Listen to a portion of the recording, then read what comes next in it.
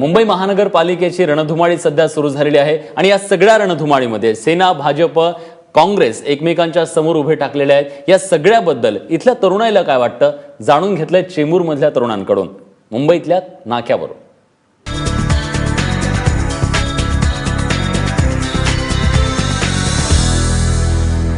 मुंबईच्या नाक्यावर आज आपण आलो आहोत कुर्ला परिसरातील अन्ना लीला महाविद्यालयामध्ये मुंबई महानगरपालिका निवडणुकांच्या पार्श्वभूमीवर। तुम्हाला सांग कशा पद्धतीने बघतं स्त्री सुरक्षेकडे। इतकं तुम्ही बघताय रेप केसेस आहेत, महिला रस्त्यावरती चालते तिच्यावरती कमेंट्स पास होतात। मला पर्सनली कमेंट्स पास होणं नाही आवडत आणि त्याच्यामुळे काही स्टेप्स घेत नाही जात आहेत।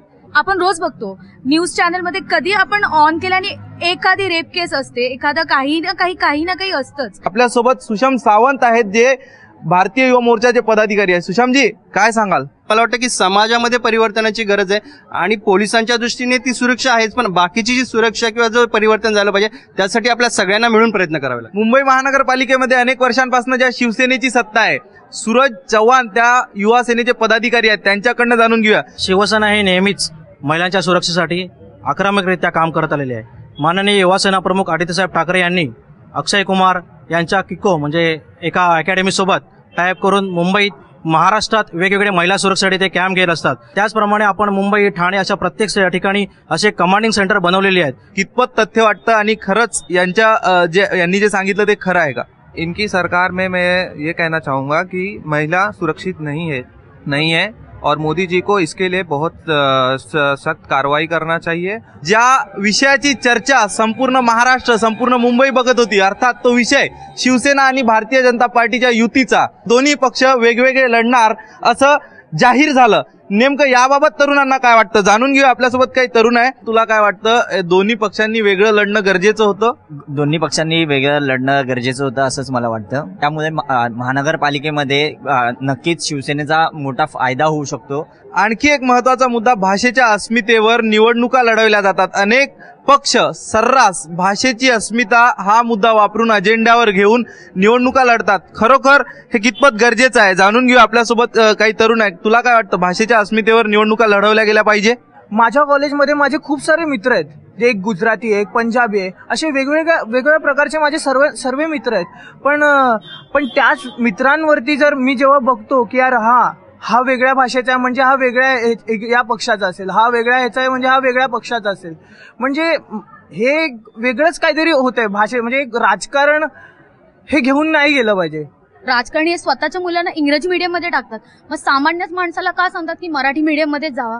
हा सर्वात मोठा प्रश्न मला राजकारण्यांना विचारावा लागतो। नक्कीच। आणि निवडणुकीमध्ये रोजगाराच्या मोठमोठ्या घोषणा केल्या जातात। खरोखर मुंबईमध्ये रोजगार उपलब्ध आहे का? रोजगार देतात, रोजगार द्यायला सक्षम ठरली आहे कुठलीही पार्टी असं वाटतं की फक्त निवडणुकीचा मुद्दा बनतो हा? मला तर असं वाटतं की हा फक्त निवडणुकीचा मुद्दा बनतोय, पण रोजगार आता काही मिळत तर नाही आहेत जास्त करून। किंवा आपण अजून पण बघितलं तर अजून काही लोक म्हणजे खूप सारे लोक अजून रोजगार नाही आहेत। सध्या तरी रोजगार उपलब्ध नाहीच आहे। फक्त ह्या परिस्थितीमध्ये निवडणुकांमध्ये फक्त आश्वासने भेटली जातात की रोजगार तुम्हाला देऊ, रोजगार नाही मिळणार, पण शक्यतो ह्याच्यामध्ये सर्व गेमच खेळत आहेत। तुम्हाला सांग निवडणुकानंतर काय अपेक्षा आहे, कशा पद्धतीचे लोकप्रतिनिधी असावे? पहिल्यांदा तर महिलांची सेफ्टी पहिली प्रायोरिटी असली पाहिजे। आपल्या देशात असे भरपूर मुलं आहेत की गरीब आहेत आणि त्यांना शिक्षण नाही आहे आणि कोणीच लक्ष दिलं नाही अजूनपर्यंत या पॉइंटवर। मी राहायला एक चाळीत जरी बघायला गेलं ना, ती आता आमच्या जिकडे आता गल्लीच म्हणा तर गल्लीत लाईटही नाही आहेत। मैदानं राहिली पाहिजे, आता पोरांना मैदानच नाही राहिली खेळायला, तर मग ते कसं असणार आहे? सगळ्यात महत्वाचं रोजगाराचा मुद्दा उपस्थित झाला। भाषेच्या अस्मितेवर निवडणुका करण्यात येऊ नये असं मुलांचं म्हणणं आहे। आपला जो येणारा तरुण हा स्वतःच्या पायावर उभा राहील, ज्याला रोजगार शोधण्याचीच गरज लागता कामा नये, तो दुसऱ्यांना रोजगार देण्याची त्याच्यामध्ये एक क्षमता निर्माण झाली पाहिजे। अशा प्रकारची सिस्टीम आपण सध्या राबवत आहोत। देशाची गरज म्हणून माननीय हिंदू हृदय सम्राट शिवसेना प्रमुखांनी मराठी सोबत हिंदुत्वाचा मुद्दा घेतला। ज्या वेळेला साहेबांनी हिंदुत्वाचा मुद्दा घेतला त्यावेळेला तिकडे सर्वच आले, मग तिकडे कुठली भाषा नाही। खासदार पूनमताई महाजन खासदार झाल्यानंतर दुसऱ्याच सत्रामध्ये त्यांनी लोकसभेमध्ये हा विषय मांडला की मराठी भाषेला विशेष दर्जा मिळाला पाहिजे आणि त्याच्यात इम्प्लिमेंट चालू आहे। येणाऱ्या काही काळात मराठी भाषेला विशेष दर्जा आपले शिक्षण मंत्री विनोद तावडे त्याचं फॉलोअप घेत आहेत, तो मिळणार आहे। असं विशेष काम खासदार पूनम महाजन यांनी मराठी भाषेसाठी केलेलं आहे।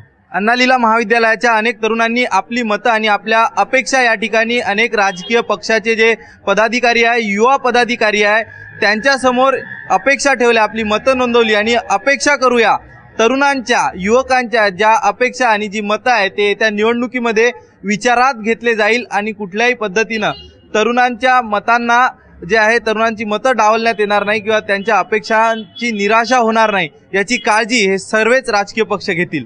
गजानन बाळापूरकर सह अक्षय कुडकेलवार, एबीपी माझा, मुंबई.